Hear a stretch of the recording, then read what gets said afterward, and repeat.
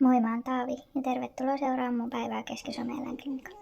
Tässä mä heräilen ja sitten mä lähden bussilla töihin. Tiesit sä, että linkki 22 ja 23 tulee keskustasta klinikan lähettyville. Tossa on mun työpaikka, Keski-Suomen eläinklinikka. Tässä oli vähän palaveria alkuun. Sitten katsottiin, mitä potilaita oli tulossa. Tässä mä otan jo ensimmäisiä potilaita vastaan.